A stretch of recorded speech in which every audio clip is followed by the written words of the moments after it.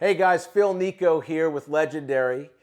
It's March 14th, 2020, Saturday morning at 10 o'clock, and I'm here in my office in Mandeville, Louisiana. I've hired a production team to come in so I can cut a video for you, my customer, because really just to help equip you on how to respond in the middle of this crazy coronavirus craze that's hit not only America, but the world. You know, I want to first start by saying this. Everyone is keying off of you as a leader. You are the leader, the founder, the CEO, the executive leader within your company. And so everybody's going to look to you for answers, not just your family, not just your friends, but your employees, your team, and even your customers. They're going to look to you and say, man, how are you guys responding? How are you handling this? Well, first I want to talk to you about a revelation that I had on Wednesday night. I went to dinner with a bunch of my friends and peers. We have this group called the Forum, the Legendary Leadership Forum. On the way back from dinner, we had missed the President Trump's speech. He gave an address from the Oval Office. So I listened to it on Twitter. As I was listening to President Trump's address, fear came into my heart. Literally felt like the car filled up with fear. I started to think about how I can cut things, how I can cancel things, and postpone things. These are the actions that this fear was causing me to do. And look, I think some of that stuff's important, and I'm going to talk about that. But immediately when I had that thought, a faith thought came up in my mind.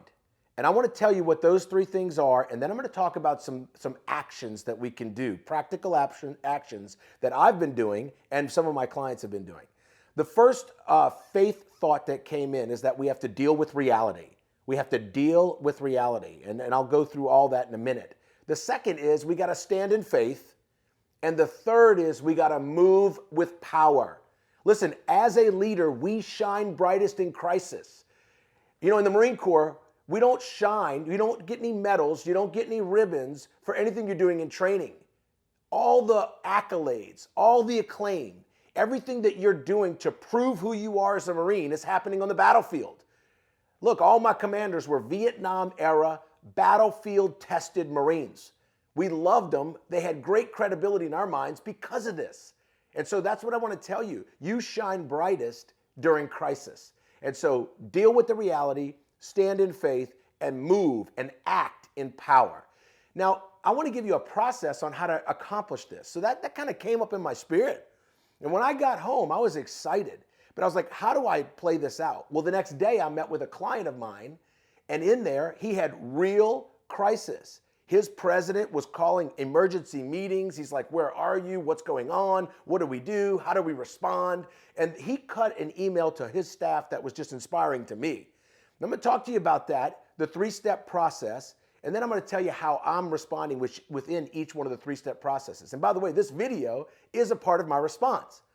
The first is you got to define the crisis. Do not allow the media to define this crisis. You have to define the crisis as a leader for your team and for your clients and really for your family ultimately.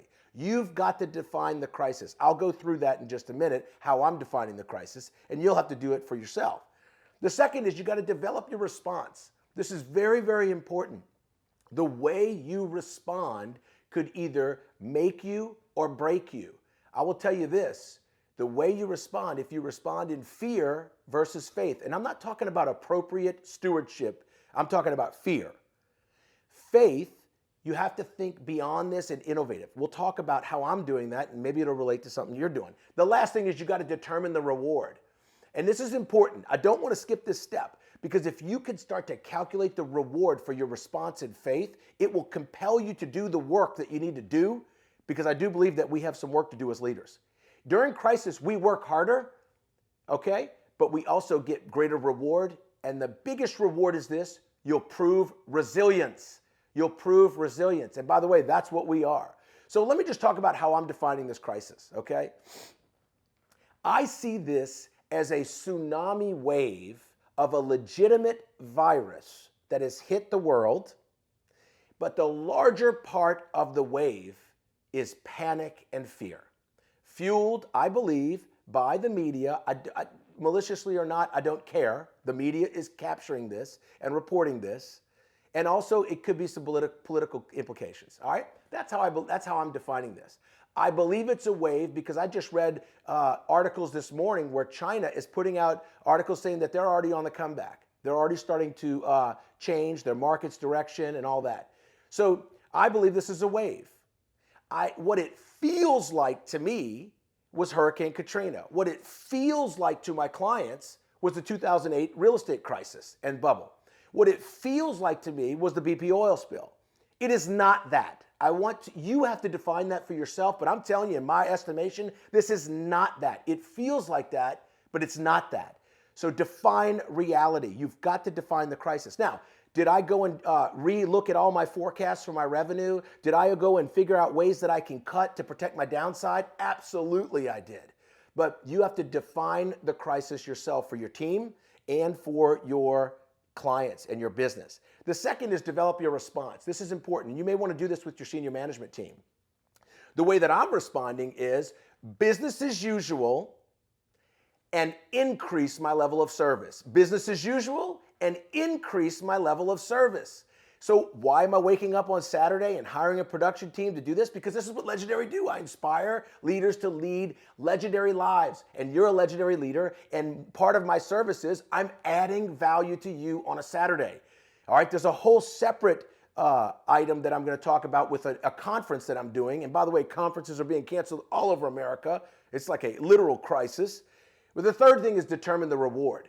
If I do this video for you, this is, again, legendary, how I'm responding to this. If I do this video for you and you are inspired and you step up and you begin to serve your customers at a greater degree and serve your team at a greater degree, business as usual, increase your level of service, you're going to win in the midst of this dip. Everything about this whole crisis is really designed to do one thing, get you to capitulate, to bow down, so that you can actually experience degrees of failure when this thing is really designed to help you shine. That's the paradigm shift. You can shine in the middle of crisis. And so you shine by serving your customers and employees at a greater degree and communicating a message to the marketplace like this. So I want to just give you that's what I'm doing. Last thing you need to do is determine the reward. And I'll talk to you about that in a minute. NOLA Speaks is a 2020 initiative that Legendary did. And really what it is it was a dream to gather iconic thought leaders to the city of New Orleans to download their expertise into leaders in New Orleans. It's at the Le Petit Theater, April 21st. Restaurant Tableau is going to be doing the catering and all that. What did I do first? I protected my downside. I had my attorney form a cancellation policy, giving me more time to cancel. I did not postpone. I did not cancel. I got a little protection on the downside. And by the way, that was one of my board of advisors that advised that. I did that. They all agreed to sign it, by the way. And the second thing I did is I have these iconic thought leaders. The one that's coming is the founder of the Ritz-Carlton, Horst Schulze. He's an 80-year-old man, wrote a book, Excellence Wins, and he's created a standard of excellence around the world. This is one of the very few people on planet Earth that can speak into this global pandemic and how we're responding as a people. And so I'm flying to Atlanta. I'm going to video him. I'm going to make that available to the public domain. And then I'm going to sell tickets to the NOLA Speaks event, but I'm also going to stream and do webinars.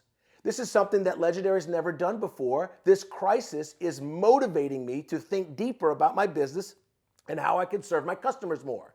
So I've hired a production team to do that.